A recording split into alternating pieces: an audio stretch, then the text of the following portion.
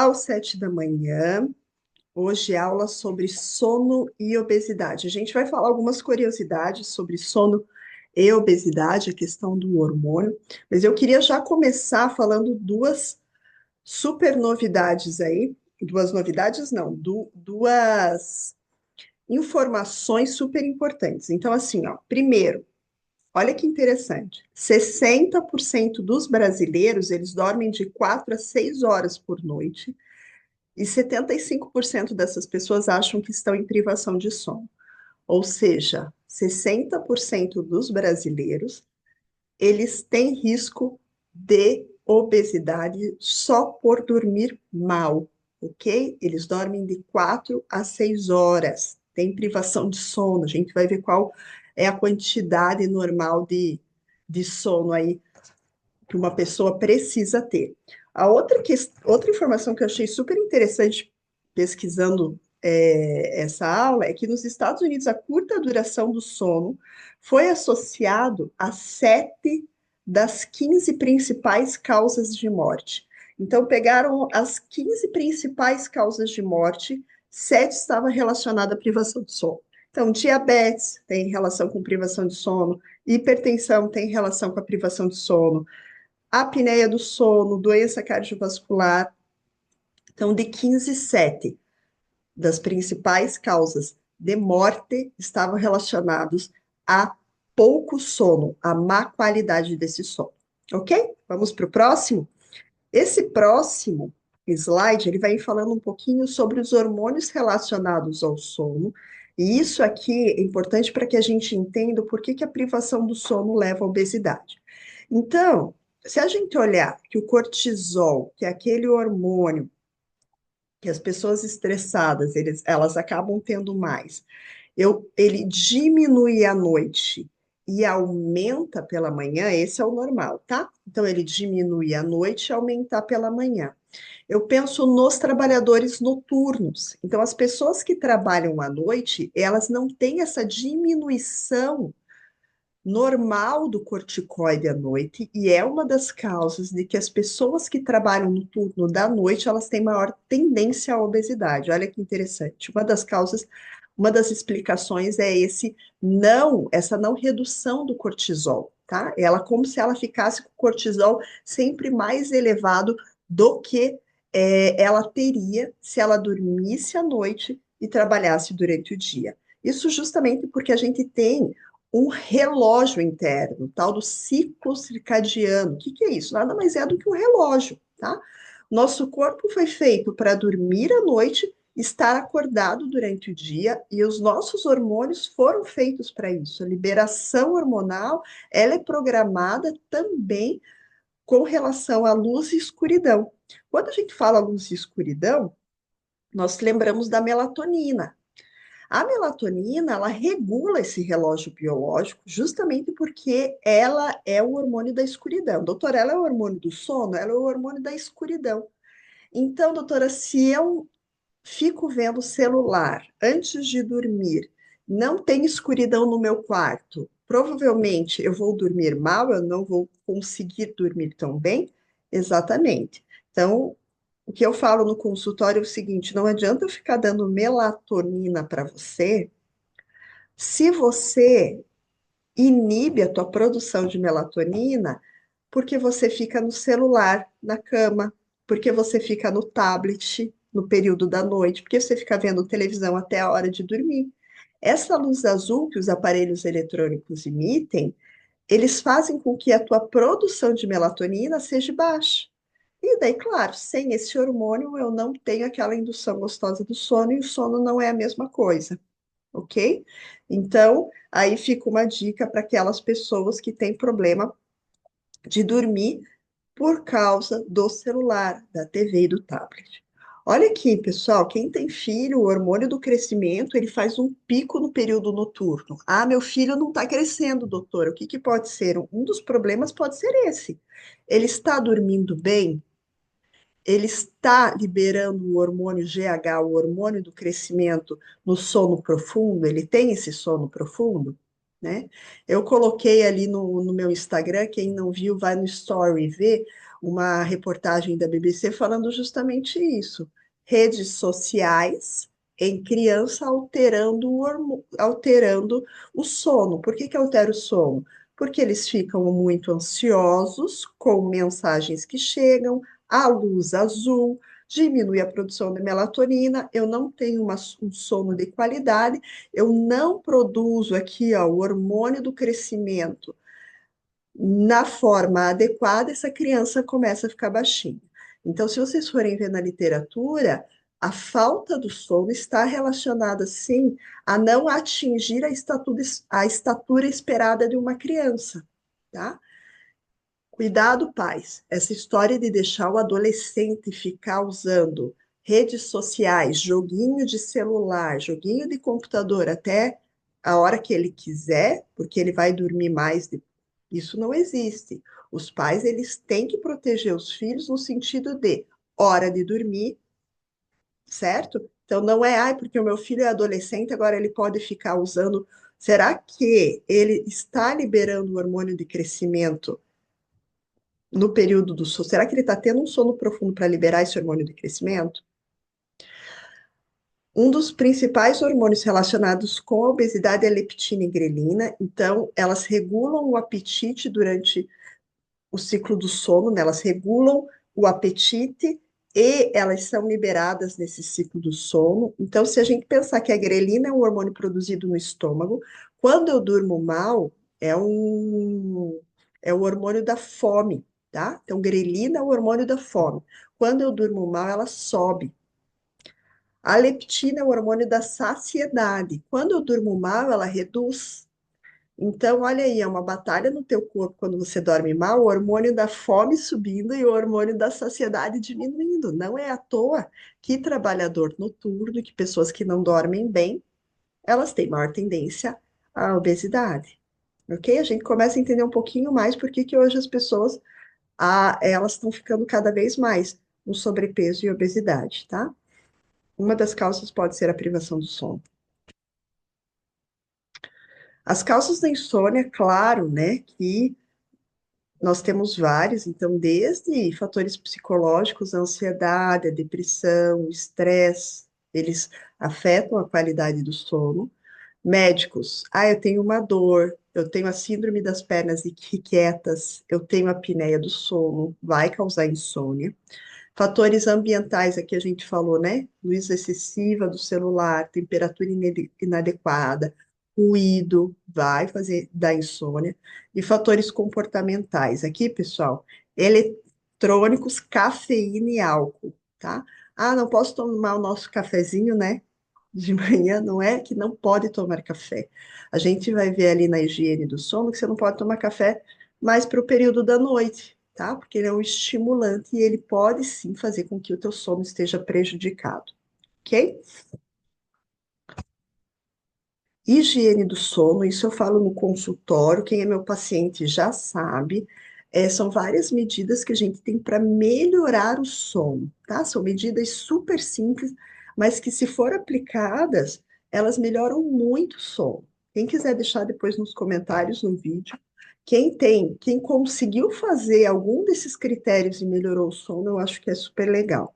Então, horários regulares. O ideal é você dormir mais ou menos no mesmo horário e acordar no mesmo horário, tá?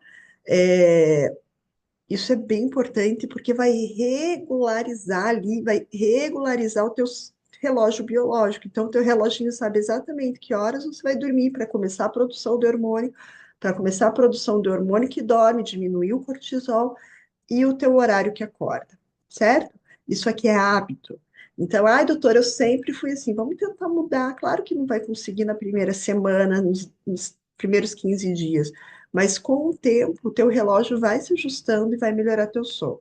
Ambiente adequado, claro, temperatura adequada, quarto escuro, né? Então, nada de ficar deixando luz, gente, no quarto. Nada de deixar ficar colocando coisa que pisca no quarto, tá? Ele precisa um quarto escuro para liberar melatonina. Evitar eletrônicos. Então, o ideal é 2 horas antes de dormir você desligar tudo. Assim, é quase impossível isso, né? No consultório a gente percebe que ninguém vai fazer isso. Então, tenta 1 hora antes, tá? Às vezes, orientações até de meia hora antes de dormir, desliga tudo. Não ficar com o celular. Uma dica bem boa que eu estou dando e os pacientes têm gostado bastante é pega aquele livro de papel que a gente esqueceu. Aquele livro de papel você é obrigado a colocar uma luz, antes de dormir, só a luzinha do abajur, uma luzinha amarela, tenta deixar o quarto mais escurinho, só que com aquela luzinha, um livro bem gostoso, nada de violência, suspense, um livrinho que te acalme, e vai lendo o livro de papel. Isso tem ajudado bastante, porque ele induz aquele sono gostoso, muito melhor do que ficar lendo na tela, tá? Então, ai, doutor, eu gosto de ler a Bíblia. Tenta não ler a Bíblia no celular, lê a Bíblia no papel. Você vai ver que vai fazer diferença para o teu sono, certo? Atividade física. Preciso fazer exercício para o meu sono ficar um sono de qualidade, só que evitar aquelas atividades muito intensas no período da noite. Ah, eu quero fazer uma aula de spinning 9 horas da noite e quero 10 horas começar, né? Dormir. Não vai dar. O corpo vai ficar acelerado, vai liberar adrenalina. Então, tenta as atividades mais intensas evitar no período da noite, certo? Existem algumas outras dicas que eu deixei anotado aqui. Então, por exemplo, controlar a ingestão de líquido. A gente sabe que a quantidade de água é super importante para o nosso organismo, só que tente tomar água até umas 16, 19, umas 18, umas 19 horas, tá? 6, 7 horas da tarde. Claro que não vou não poder tomar água depois disso, né? Ai, é proibido tomar água depois das 19 horas?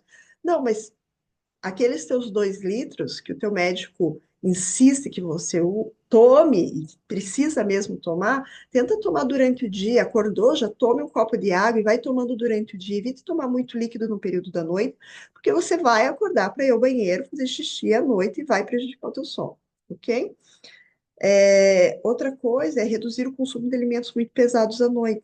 Ai, quero comer uma pizza toda noite. Eu quero comer uma janta que é feijão, arroz, carne, muito pertinho do horário que eu vou dormir.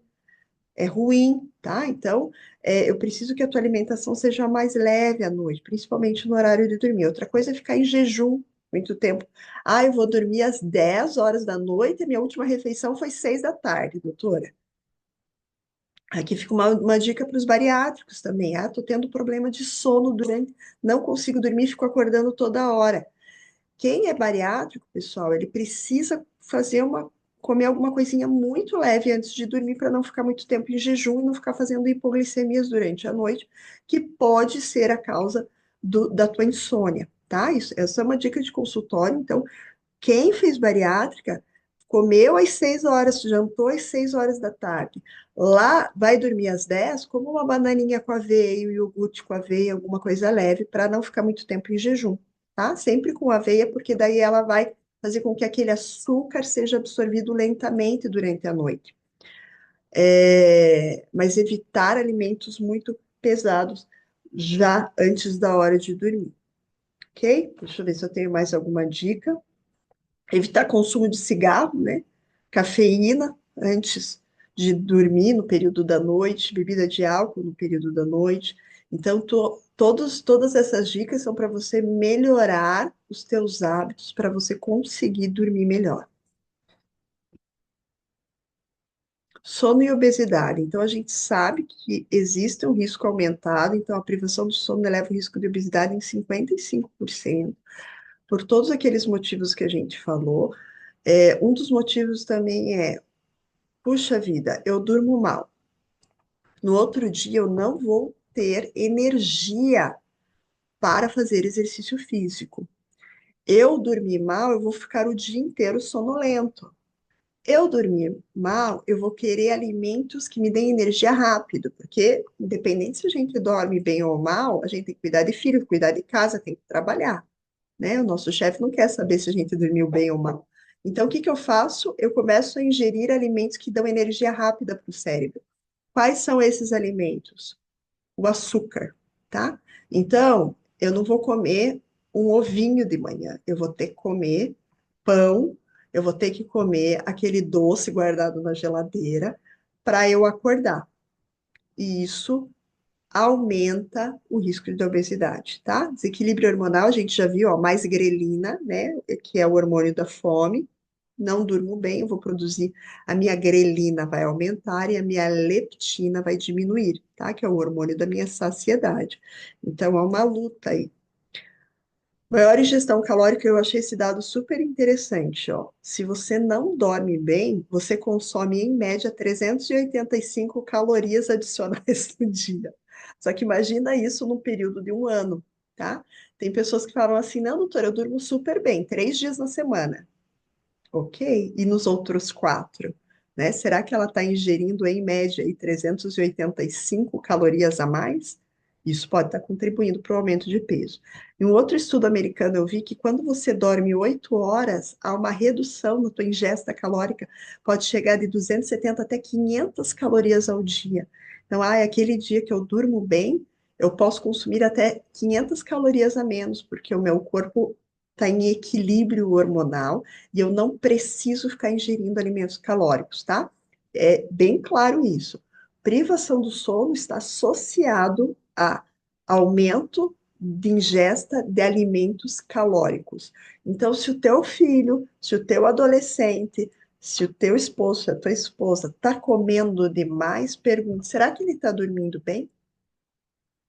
Será que ele está fazendo sono, tendo sono profundo? Tá? Pode investigar isso. Gente, a apneia do sono é algo muito presente, é subdiagnosticado. Os estudos mostram que 30% dos adultos brasileiros apresentam algum grau de apneia do sono, mas eles dizem que isso aqui provavelmente é muito maior, tá? Então, todo paciente obeso tem apneia do sono? Não, mas a grande maioria vai ter apneia do sono. Doutora, o que que é a apneia do sono? Nem sei o que que é. Sabe quando teu marido começa a roncar, roncar e de repente ele para de respirar e você acorda, fala, meu Deus, ele parou de respirar e vai lá e tem que chacoalhar ele para ele voltar a respirar? É isso, é paradas de respiração durante a noite, tá? Existem esse que é o bem clássico, né? A esposa vai junto com o esposo no consultório e fala assim, doutor, eu tô com medo que ele morra, né, dormindo à noite do meu lado, porque ele tá roncando e de repente ele para de respirar e eu tenho que cutucar ele para ele voltar a respirar. Existe esse caso mais clássico e existem, eu já peguei paciente, pessoal, que tinha 58 apneias por minuto à noite e ele falou assim, não, eu não sinto diferença nenhuma. Qual que é a chance desse paciente morrer dormindo? É muito grande, tá? Então, se você vive cansado, se você tem sobrepeso, obesidade, vive cansado durante o dia, a memória tá ruim, porque é no sono que a gente fixa a memória. Então, estou estudando para concurso, estou estudando para o vestibular, né? Meu filho estuda para o vestibular, só que ele não dorme direito, não tem fixação da memória. É no sono que eu tenho fixação na memória. Outra coisa interessante também, estou fazendo exercício físico e meu músculo não cresce. Estou tomando whey protein, estou malhando com personal. Como que está o teu sono? Porque é no sono que eu libero o GH, que é importante também para o aumento muscular, e outros hormônios que fazem o teu músculo aumentar também durante o sono. Reconstruir o músculo, né? Foi lesionado. Então, assim, cuidado com a apneia do sono, tá? Estou fazendo tratamento, não estou perdendo peso. Será que você está tendo apneia do sono? Porque daí, se eu não melhorar o teu sono, eu posso dar a melhor medicação do mundo. Provavelmente você não vai conseguir ter um bom efeito na perda de peso, tá? Fatores de risco, então, a apneia do sono, quem tem obesidade pode ter apneia do sono. Quem tem idade avançada pode ter apneia do sono. Anatomia facial específica, então, aquelas pessoas que têm o queixinho bem para dentro, sabe? Que ele tem o queixinho bem para dentro e começa e ronca por causa disso. Ele é magro, mas tem aquele queixinho pequeno.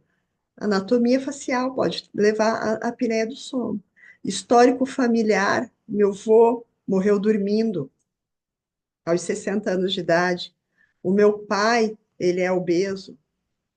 Consequências da apneia do sono. Por que também que a privação do sono leva às 7 das 15 causas de morte lá nos Estados Unidos?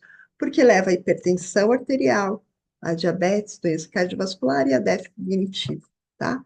Não consigo me concentrar. Eu sempre pergunto do sono nas minhas consultas, porque isso é essencial. Olha que interessante, gente. Vocês já devem ter ouvido falar, né, do Monjaro, da tirzepatida, que é a nova medicação. Já vou começar por aqui, ó. Já foi liberada pela Anvisa, mas a comercialização da tirzepatida vai ser em junho desse ano, tá? Então, os endocrinologistas estão super eufóricos com essa notícia, porque é uma medicação, ela é um Ozempic melhorado, um Wegovy melhorado, porque ela tem ação em dois hormônios. Mostrou assim que se no, o Wegovy, por exemplo, com a dose máxima, ele perdia em média 15 quilos, a tirzepatida perde 22 quilos. Falaram que é a medicação comparada à cirurgia bariátrica, tá? E claro que ela vem super cara, né? Aqui no Brasil, eles, dependendo da dose, é de 1.500 a 4.000 reais mensais, tá? Essa é a previsão de preço, certo? Quem não viu a minha aula, volta lá na minha aula sobre as novidades do tratamento da obesidade. Eu vou explicar um pouquinho mais sobre a tirzepatida. Qual que é a novidade de tirzepatida e a apneia do sono? O FDA aprovou o primeiro medicamento para apneia. Então, a apneia do sono era tratada com CPAP. Sabe aquela máquina que os pacientes usavam durante a noite e que fica às vezes, agora não faz mais barulho, tá? Mas antigamente fazia um barulho que a esposa não conseguia dormir. Antes não consigo dormir por causa do ronco, agora não consigo dormir por causa da máquina do CPAP. É o primeiro medicamento, tá? Ele não veio com.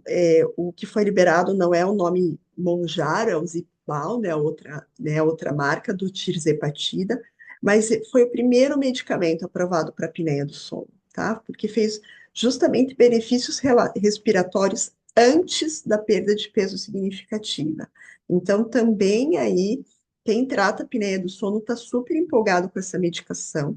Ela tem uma redução no tecido adiposo perifaríngeo, então quem tem apneia do sono, a gente faz a medida aqui, ó, circunferência do pescoço, tá?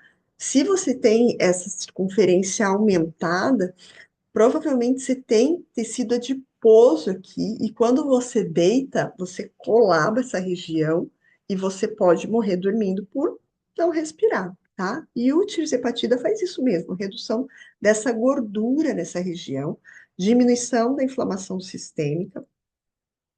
Depende, claro, né? A resposta varia por fenótipo, depende de quem usa. Tem pacientes igual em todos os medicamentos. A gente fala que medicamento é na hora que a gente vai no consultório, dependendo do paciente, o Ozempic emagrece muito, o Ozempic não faz nem cócega, tá? É de acordo com o paciente. A gente sabe que a tirzepatida vai ter efeitos colaterais bem parecidos com o Ozempic, bem parecidos com o Wegovy, que é gastrointestinais. Então, é náusea, é vômito, às vezes é diarreia, tá bom? Qual que é o problema, gente? Acesso limitado. Quem que tem 1.500, 4.000 reais para usar com um medicamento apenas, tá? Sendo que a grande maioria dos obesos, eles precisam usar vários medicamentos. Então, acesso limitado. Vamos continuar? Redes sociais. Eu sou chata com rede social. Quem é meu paciente, quem é meu amigo já sabe. Porque estudando, a gente vê que redes sociais e celular trouxeram muitos malefícios para a saúde, tá? Então, 80% das pessoas que têm depressão, elas têm insônia associada, tá bom? Então, tem depressão, provavelmente ela vai ter insônia. Isso está muito relacionado. Quando eu falo de rede social no impacto no sono, eu tenho 40% de redução da melatonina só com o uso de redes sociais. Olha que interessante. Eu tenho 30 minutos de atraso no sono ou mais, tá, pessoal? É o tempo médio de atraso devido à exposição à luz azul. Então, de 30 minutos, 40, uma hora. Fora que, quando você está em rede social, você perde a noção do tempo, né? Porque você fica olhando um videozinho atrás do outro. O que eu Gosto muito de alertar, pessoal, se você é pai, se você é mãe, aquela história de deixar a criança com o celular vendo rede social antes de dormir até dar sono, isso é muito ruim para a criança. É muito ruim para a criança. Fora a luz azul, a ansiedade, maior relação entre o uso de redes sociais e depressão e ansiedade em adolescentes e crianças, tá? Por N motivos. Agora a gente tem aqui também um aumento da obesidade, também por uso de celular, redes sociais. Eu gostei, eu vi duas imagens aqui bem interessantes. Peguei na BBC essas imagens, eu achei super legal, é um resumo da minha aula. Então a gente vai falando aqui alguns detalhes dessa imagem, ok? Noites mal dormidas e perigos para a saúde. Então, má qualidade do sono pode causar todos aqueles sintomas que eu falei, né? E aquelas doenças, então, hipertensão.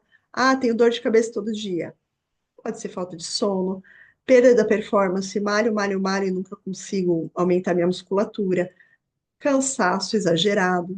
Ah, será que é falta de vitamina? Pode ser, tá? Ontem eu peguei no consultório uma paciente que eu achei super interessante, ela já tinha ido em milhões de médicos e todo mundo falava assim, teve uma médica que falou para ela, olha, eu não vou considerar essas vitaminas baixas porque a gente está no fim do ano, então todo mundo está estressado, então eu não vou repor nada. Pessoal, cansaço pode vir de falta de vitamina sim, tá? Mas pode vir de noites mal dormidas. Aumento do risco de infarto, pessoal. Olha que perigo. AVC e perturbações neurológicas. Ai, doutora, eu morro de medo porque a minha família inteira teve AVC. Como que eu posso fazer para evitar? Uma das coisas que você precisa olhar para o sono, porque privação de sono está relacionado ao aumento de AVC. Distúrbios hormonais, a gente diminuição da leptina da saciedade, diminuição do GH, alteração tiroidiana também, algo que eu não tinha colocado lá, mas eu posso ter alteração tiroidiana por privação de sono, e o cortisol. Exposição à luz azulada inibe a produção de melatonina, que avisa o corpo que chegou a hora de dormir. A Fundação Nacional do Sono dos Estados Unidos recomenda de 7 a 9 horas diária de sono. Isso é dos 18 aos 64, pessoal. Olha que criança, quando precisa de sono, vamos dar uma olhadinha? Ah, meu filho tem 3 anos, ele precisa de 10 a 13 horas de sono. O meu filho tem de 1 a 2 anos, ele precisa de 11 a 14 horas de sono. Ai, meu filho vive irritado, meu filho chora por tudo. Meu, claro, ele pode estar com labilidade emocional, ele falta de estabilidade emocional porque ele está dormindo pouco. Você deixa ele no celular até a hora dele dormir, ele vai dormir 11 horas, 7 horas tem que levar na creche, a criança dormiu 8 horas, não tá ótimo. Não, essa criança de 1 ano, de 2, ela precisa dormir 14 horas. Olha aqui os adolescentes, ó, tem vários pacientes meus que têm adolescentes em casa, de 14 a 17, eles têm que dormir de 8 a 10 horas. Então, por isso que em países desenvolvidos eles colocaram o início das aulas mais tarde, tá? Não começa às 7 horas da manhã, como aqui no Brasil. Por quê? Porque adolescente precisa dormir mais. Ah, tem o meu adolescente, ele fica até 1 hora da manhã jogando, doutora, e daí 6 horas ele tem que acordar para ir para a escola, e ele não quer acordar, claro que não. Ele foi dormir 1 hora da manhã, jogando o celular. Você acha que ele dormiu bem com todo aquele estímulo, aqueles jogos de violência que eles gostam? Aquele estímulo que, além da luz amarelada, são vários piscar, né? De tiro, de. Aquilo lá estimula, produz hormônios que estimulam o teu cérebro, você não dorme bem, e ele está dormindo, para dormir 10 horas, está dormindo metade do tempo, tá? Daí, olha aqui, ó, 7 a 9 horas. Tem pessoas que precisam de 9 horas. Ah, eu durmo 6 horas e tô ótima. Será? É muito pequena a porcentagem de pessoas que com 6 horas de sono elas ficam bem e não tem consequências na sua saúde, tá bom? É muito pequeno. Então, essa história de que eu durmo 6, eu preciso sono, gastar tempo. Eu lembro que eu falava isso quando eu precisava estudar lá para o vestibular. Eu falava, mãe, não posso perder tempo dormindo. E uma frase da minha mãe que ficou muito gravada é: filha, sono não é perda de tempo, sono é investimento. E realmente, então, sono é investimento. Você fixa melhor o que você aprendeu, você tem uma performance melhor, você memória melhor, concentração melhor, você tem menos risco para a tua saúde, e realmente o investimento. Não sou pediatra, tá? Quero deixar isso bem claro, mas quando você estuda sono, o impacto na vida das crianças é muito grande. Só deixa eu falar isso aqui que eu esqueci. Então, vilões do sono: falta de rotina e atividade física, sedentarismo, obesidade, comer alimentos pesados antes de dormir, bebidas excitantes como café, principalmente perto, né, à noite, e uso de celulares e tablets antes de deitar. Achei muito legal essa figura. Estava falando, não sou pediatra, mas essa figura me chamou muita atenção aos riscos para a criança do uso do celular antes de dormir. Olha aqui, ó. Estudo do King's College concluiu que essas crianças e adolescentes têm maior risco de obesidade, baixo sistema imunológico. Meu filho vive doente, doutora, não sei por quê. Quantas horas ele dorme? Ah, ele é adolescente e dorme 6, 7 horas. É pouco. Pode ser a causa do baixo sistema imunológico. Crescimento atrofiado e depressão. Olha aqui. Falta de sono no longo prazo reduz hormônios, melatonina, leptina, GH e cortisol. A forte luz penetra no olho e confunde o relógio biológico, também por causa da melatonina.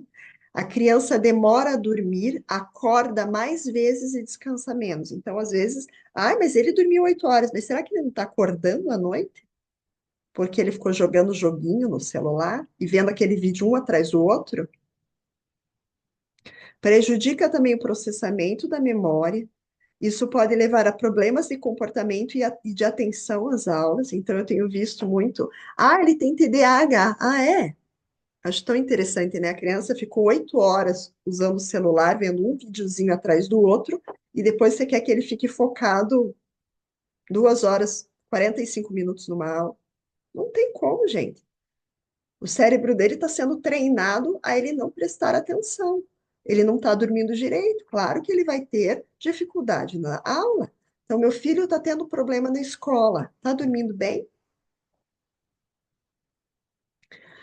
Não só a luz, mas estímulos deixam o cérebro em alerta. É aquilo que eu falei dos videogames, né? Principalmente aí para os adolescentes e aqueles videozinhos rápidos para as crianças, tá? É sempre um estímulo. Toda hora que você troca de vídeo, é um estímulo novo para o teu cérebro.